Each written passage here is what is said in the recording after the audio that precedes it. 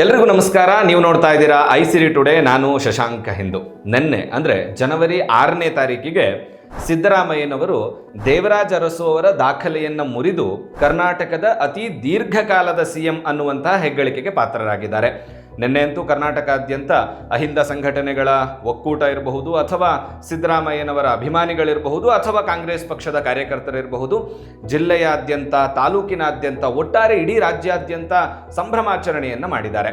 ಹಾಗಾದರೆ ಈ ವಿಡಿಯೋದಲ್ಲಿ ನಾವು ಒಂದಷ್ಟು ವಿಚಾರಗಳನ್ನು ತಿಳ್ಕೊಳ್ತಾ ಹೋಗೋಣ. ಏನಂತ ಹೇಳಿದ್ರೆ, ಸ್ವಾತಂತ್ರ್ಯ ಬಂದ ನಂತರ, ಅದು ಮೈಸೂರು ಪ್ರಾಂತ್ಯ ಆಗಿರ್ತಕ್ಕಂತಹ ಸಮಯದಲ್ಲಿರಬಹುದು ಅಥವಾ ಕರ್ನಾಟಕ ರಾಜ್ಯ ಆದಂತಹ ಸಮಯದಲ್ಲಿರಬಹುದು, ಇಲ್ಲಿಯವರೆಗೆ ಆಳ್ವಿಕೆ ಮಾಡಿದಂತಹ ಮುಖ್ಯಮಂತ್ರಿಗಳು ಯಾರ್ಯಾರು, ಎಷ್ಟು ಜನ ಆಳ್ವಿಕೆ ಮಾಡಿದ್ದಾರೆ, ಯಾರ್ಯಾರು ಎಷ್ಟೆಷ್ಟು ಬಾರಿ ಮುಖ್ಯಮಂತ್ರಿಗಳಾಗಿದ್ದಾರೆ, ಜೊತೆಗೆ ಯಾರ್ಯಾರು ಎಷ್ಟು ದಿನಗಳ ಕಾಲ ಆಳ್ವಿಕೆ ಮಾಡಿದ್ದಾರೆ ಅನ್ನುವಂತಹ ವಿಚಾರವನ್ನ ಈ ವಿಡಿಯೋದಲ್ಲಿ ನಾವು ನೋಡ್ತಾ ಹೋಗೋಣ.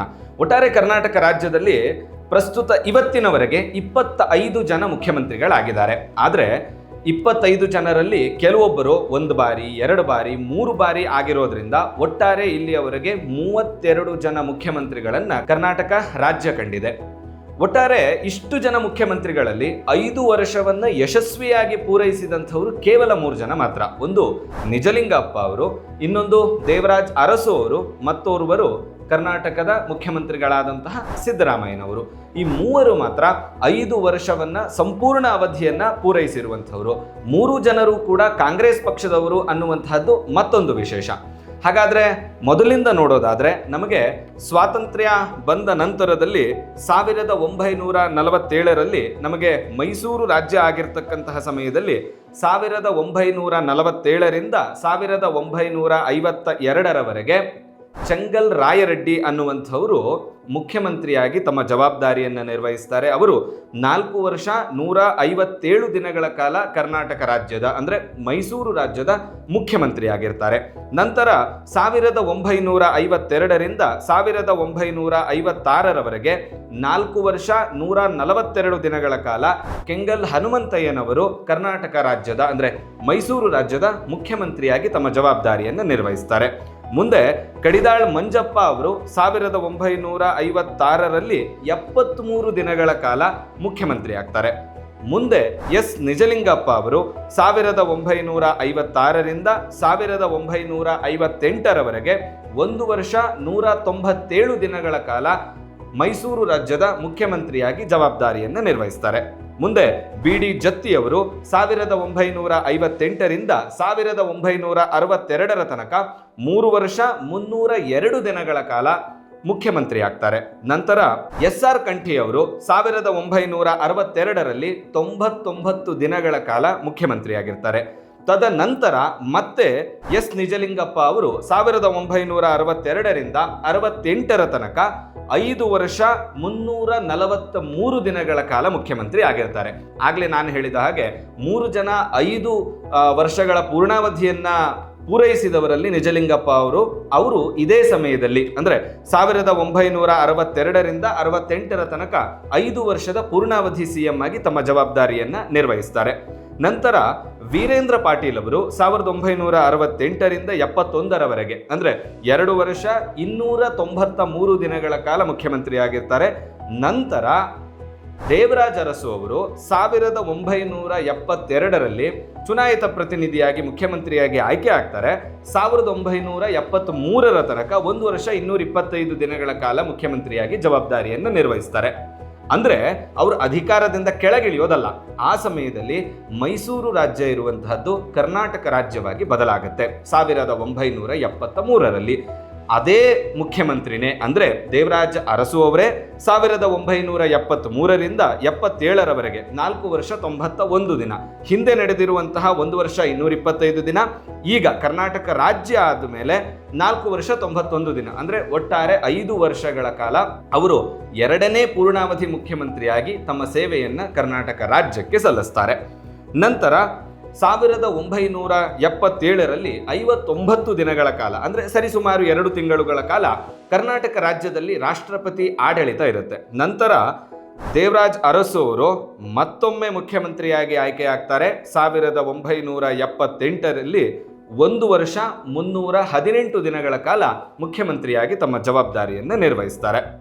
ಒಟ್ಟಾರೆ ದೇವರಾಜ ಅರಸು ಅವರು 7 ವರ್ಷ 7 ತಿಂಗಳು ಅಂದರೆ 2792 ದಿನಗಳ ಕಾಲ ಕರ್ನಾಟಕ ರಾಜ್ಯದ ಮುಖ್ಯಮಂತ್ರಿ ಆಗಿರ್ತಾರೆ. ನಿನ್ನೆ ಸಿದ್ದರಾಮಯ್ಯನವರು ಮುರಿದಿರುವಂತಹದ್ದು ಅದೇ ದಾಖಲೆಯನ್ನ. ಅಂದ್ರೆ ಇವತ್ತಿಗೆ ಕರ್ನಾಟಕದ ಅತಿ ದೀರ್ಘಾವಧಿ ಸಿಎಂ ಯಾರು ಅಂತ ಹೇಳಿದ್ರೆ ಅದು ಸನ್ಮಾನ್ಯ ಮುಖ್ಯಮಂತ್ರಿಗಳಾದಂತಹ ಸಿದ್ದರಾಮಯ್ಯನವರು. ಅವರು 2792 ದಿನಗಳನ್ನ ಅಂದ್ರೆ 7 ವರ್ಷ 7 ತಿಂಗಳುಗಳ ಕಾಲ ಕರ್ನಾಟಕ ರಾಜ್ಯದ ಮುಖ್ಯಮಂತ್ರಿ ಆಗಿದ್ದಾರೆ.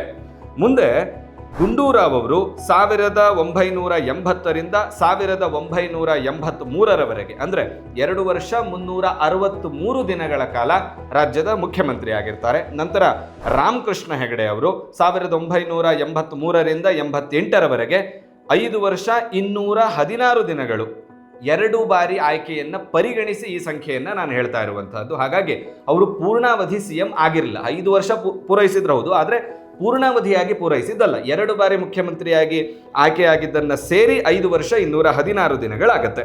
ನಂತರ ಜನತಾ ಪಕ್ಷದ SR ಬೊಮ್ಮಾಯಿ ಅವರೇನಿರ್ತಾರೆ ಅವರು 1988ರಿಂದ 1989ರವರೆಗೆ ಅಂದ್ರೆ 281 ದಿನಗಳ ಕಾಲ, ಅಂದ್ರೆ 1 ವರ್ಷವೂ ಕೂಡ ಪೂರ್ತಿ ಆಗೋಲ್ಲ, ಹಾಗೆ 1 ವರ್ಷದ ಒಳಗಿನ ಅವಧಿಯನ್ನು ಅವರು ಪೂರೈಸ್ತಾರೆ. ನಂತರ 1989ರಲ್ಲಿ 193 ದಿನಗಳ ಕಾಲ ಕರ್ನಾಟಕದಲ್ಲಿ ರಾಷ್ಟ್ರಪತಿ ಆಡಳಿತ ಜಾರಿಯಲ್ಲಿರುತ್ತೆ. ನಂತರ ವೀರೇಂದ್ರ ಪಾಟೀಲ್ ಅವರು ಅಧಿಕಾರಕ್ಕೆ ಬರ್ತಾರೆ 1989ರಿಂದ 1990ರ ತನಕ 314 ದಿನಗಳ ಕಾಲ ಮುಖ್ಯಮಂತ್ರಿ ಆಗಿರ್ತಾರೆ.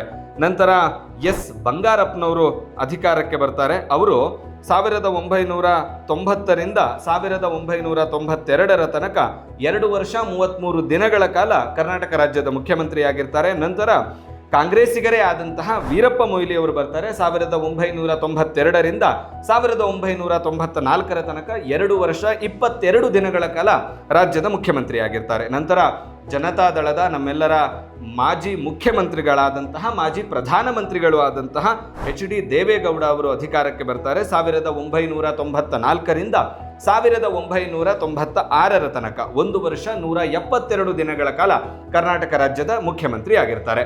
ನಂತರದ ಜನತಾದಳದವರೇ ಆಗಿರುವಂತಹ JH ಪಟೇಲ್ ಅವರು 1996ರಿಂದ 99ರವರೆಗೆ 3 ವರ್ಷ 133 ದಿನಗಳ ಕಾಲ ಮುಖ್ಯಮಂತ್ರಿ ಆಗಿರ್ತಾರೆ. ನಂತರ SM ಕೃಷ್ಣ ಅವರು 1999ರಿಂದ 2004ರವರೆಗೆ 4 ವರ್ಷ 230 ದಿನಗಳ ಕಾಲ ಮುಖ್ಯಮಂತ್ರಿ ಆಗಿರ್ತಾರೆ. ನಂತರ ಧರ್ಮ್ ಸಿಂಗ್ ಅವರು 2004ರಿಂದ 2006ರವರೆಗೆ 1 ವರ್ಷ 251 ದಿನಗಳ ಕಾಲ ಅವರು ಮುಖ್ಯಮಂತ್ರಿ ಆಗಿರ್ತಾರೆ.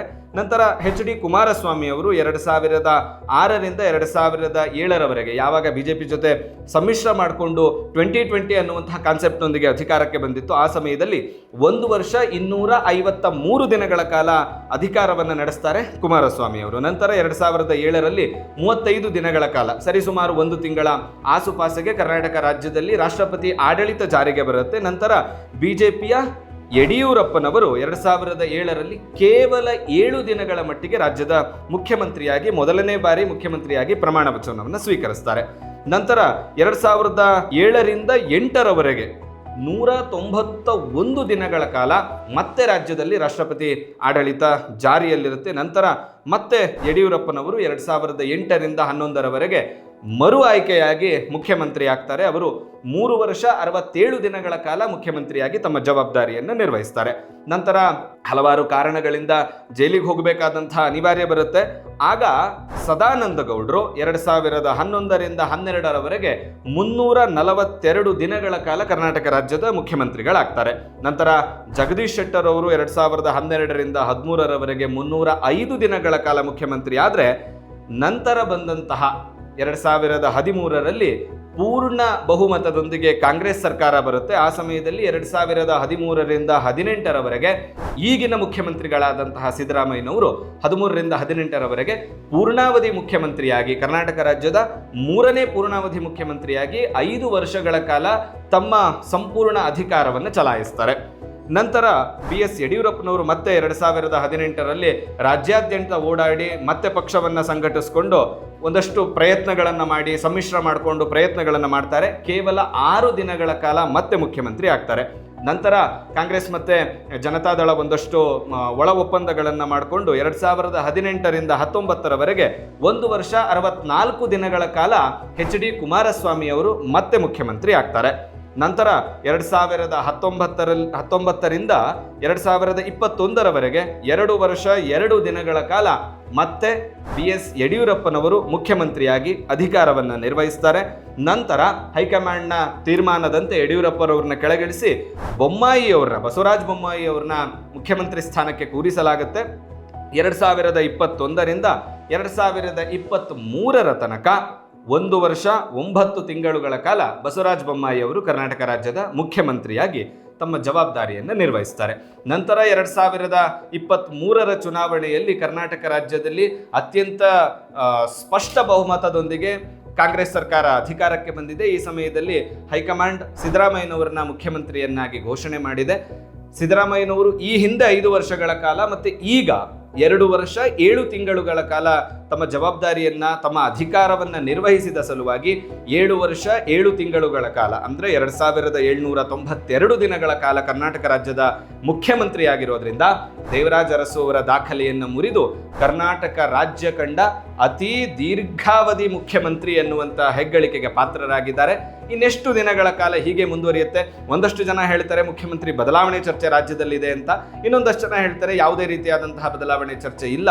ಅಲ್ಲಿ ಅಂದರೆ ಈ 5 ವರ್ಷಗಳ ಕಾಲ ಸಿದ್ದರಾಮಯ್ಯನವರು ತಮ್ಮ ಪೂರ್ಣಾವಧಿಯನ್ನು ಮುಗಿಸ್ತಾರೆ ಅನ್ನುವಂತಹ ಚರ್ಚೆಗಳಿದ್ದಾವೆ. ರಾಜಕೀಯ ಬದಲಾವಣೆಗಳು ರಾಜ್ಯದಲ್ಲಿ ಮುಂದೇನಾಗುತ್ತೆ ಅನ್ನುವಂತಹ ವಿಚಾರವನ್ನ ಮುಂದಿನ ದಿನಗಳಲ್ಲಿ ನೋಡ್ತಾ ಹೋಗೋಣ.